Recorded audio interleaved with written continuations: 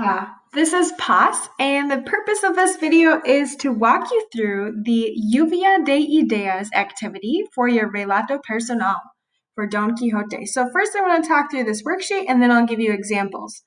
First we have at the top the description of our project, which is something we've already talked about in class. Then we have some at the Lluvia de Ideas, which means brainstorming, a lot of boxes to complete. The first two boxes are specifically about grammar. Then we have some expressions that you would use with preterite and imperfect. And then at the bottom, you have the elements of the story that will help you develop your story into a rough draft, and that'll be your next step. So at the top here, we have descripción, and I'm going to read through this prompt again just in case you missed it. So, cuéntanos de una vez en tu vida o la vida de otra persona cuando las intenciones y o las acciones estaban mal interpretadas por los demás, como relaciona al cuento de Don Quijote. So you hopefully have an idea of what you already want to write about. If not, yesterday we did an activity on Google Slides that helped you get ideas for these stories. I'm going to give you one idea, but hopefully this helps you figure out what you put in the boxes for your story. Remember that you're trying to use at least 4 verbs for preterite and 4 verbs for imperfect, so just kind of keep that in the back of your mind. Also, you're going to need to center this around a theme from Don Quixote, which we talked about last week. And an idea for you could be to start your story with an expression with tiempo con hace, which we practiced in your grammar notes from 3A 2.1. So the first 2 boxes here on the top are both just conjugations. We're going to go through those together, and I'm going to type them out here. So we have yo, which is A, and you might be able to format this better. I'm just kind of going through the quick way here. Tu is haste. I'll put little things to make sure that we remember these are not words but endings. And then we have el, usted, and the ending is o with an accent. We have nosotros or nosotras, and that ending is going to be e hasta o. Amos, vosotros, vosotras is going to be astes, without an accent. And the last one, ellos, ellas, ustedes, is going to be aron. So just to review, this is coming from your grammar notes 3A 1.1. Then we're going to move on to the imperfect side, and we're going to go through those. And whoops, I forgot. We need to not just do, those are the AR endings, so I'm going to add that. But you're not going to just use AR verbs. So remember the ER, IR verbs are the same. I'm going to just type them in, we'll say blue, next to the ones in red. Oops, that's still red. I'll add them and then copy them over. So I have E, and then stay without an accent, and yo with an accent. You have imos without an accent, stays without an accent, and ieron without an accent. So again, those are in the same order, just the ER endings and the IR endings, because ER and IR have the same endings in the preterite. Now we're ready to move on to the imperfect, and I'll go back to red for these. So the AR endings for imperfect are, I'll just do the endings, not the verb subjects this time. Abba, abbas, abba. Abamos with an accent. Oops, I forgot the accent. So, abamos, abais, and abad. And then I'm going to switch over to blue for the ER and IR, so it's consistent. And we have yeah, yes, yeah, and I should put dashes before all those to remember that these are just endings, not words. And then we have íamos, íais, ían.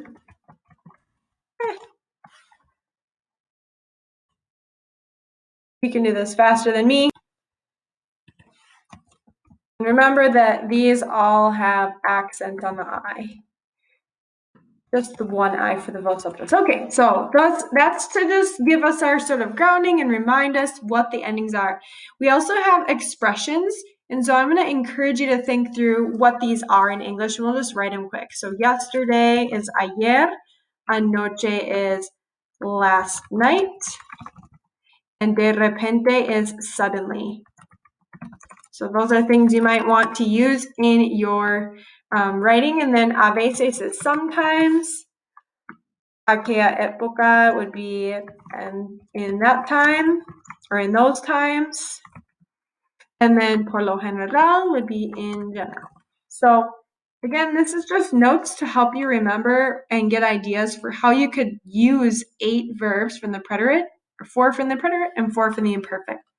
Now it's time to start developing the elements of your story, and I'm going to give you an example, but first what the boxes are is good to know. So the first box up here left is intention, intención. Then I would go to acciones y resultados, what happened. The mala interpretación is kind of like how is it worse than before?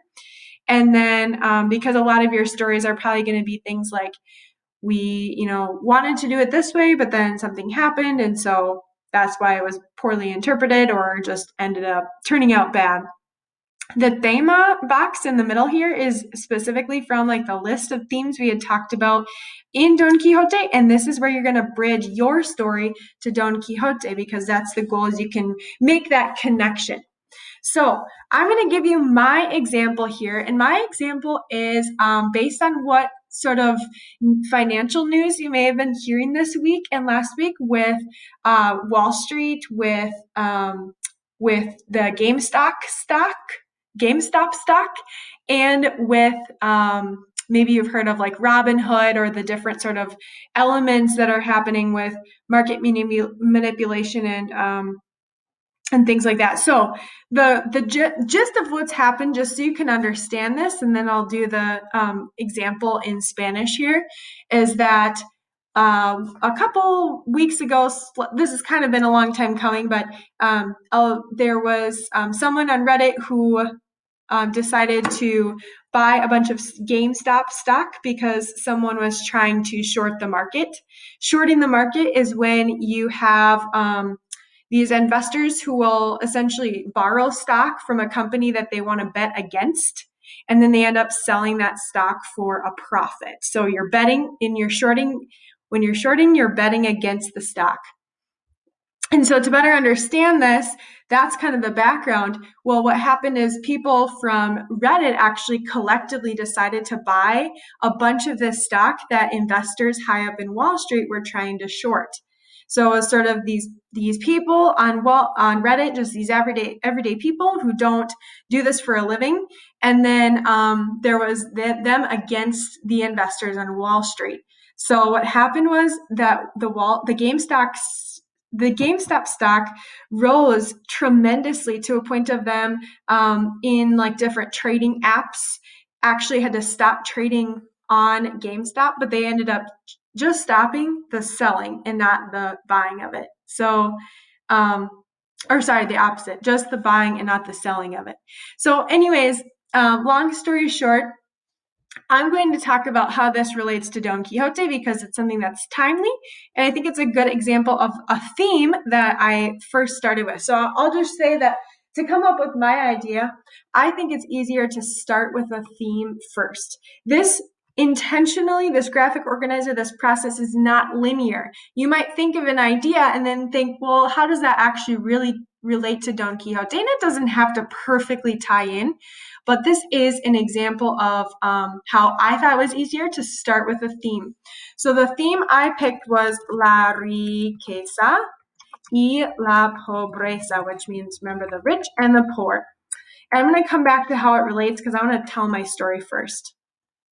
So first, I'm going to talk about the intenciones, it says here, or essentially like setting up the story. So I'm going to basically just start with that there was people in Reddit who wanted to buy GameStop stock. So I'm going to say las personas en Reddit querían comprar acciones And by the way, I looked up the word for stock. That's not something we typically teach in Spanish class, right? So acciones is one way to say stock in Spanish.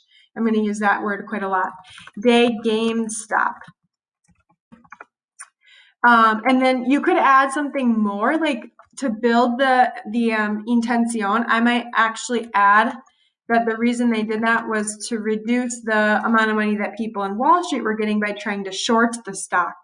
And to do that simply in Spanish, because remember, you have these, high school ideas, and your level of language right now isn't matching up with that always. So what's a simple way to say that? Well, to reduce, para reducir, the earnings, which would be like las ganas or the gains de personas en Wall Street. Okay, and I'm just going to underline as I go the different verbs that I'm using so I can keep track. Do I have preterite and imperfect, and that one is imperfect. Then I'm going to start next. You could go to any direction. I'm going to go to what happened next. And what happened was las acciones, or the stocks, in GameStop subió. They went up casi 1,800% en este mes. And that's like unprecedented. So the stocks went up 1,800%. Mala interpretación is where I'm going next with this, and I'm going to say that las personas en Wall Street se enojaron, or they got mad. Okay, I'm going to check in with my verbs. I have, so far, this is preterite, 2 preterite, and 1 imperfect. So my goal is to get more verbs too. ¿Cómo relaciona la situación al tema de Don Quijote is going to be my next one. How do I bridge the gap between Don Quixote and what I'm talking about? So I'm going to first talk about specifically where in Don Quixote there is an example of this theme. So I'm going to say Don Quixote era un hidalgo con sueños grandes. So he was a nobleman. And that's relating to like his class. There's another verb I got there. I want to also say that he wanted, like, specifically to become a knight errant. So I'm going to say quería ser, or I could say quería vivir como caballero andante. That was like his sueño. And there's another verb in the imperfect. Then I'm going to go to how this is connecting to what I'm talking about. So I'm going to say, kind of parallel that sentence by saying las personas en Reddit que compraron acciones de GameStop. So I'm describing the people who bought the stock. También querían. También,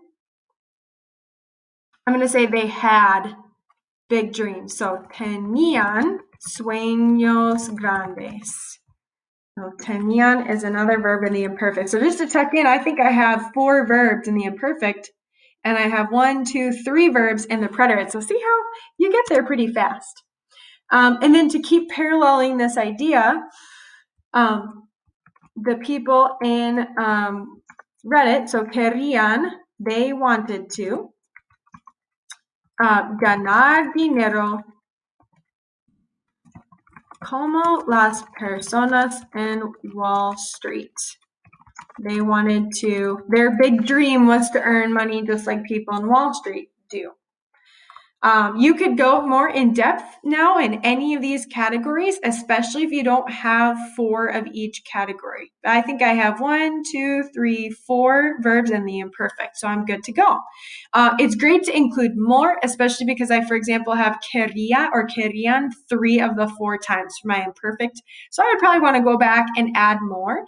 And this, now that I have this finished, is going to be helpful to now help me write my rough draft, which is the next step.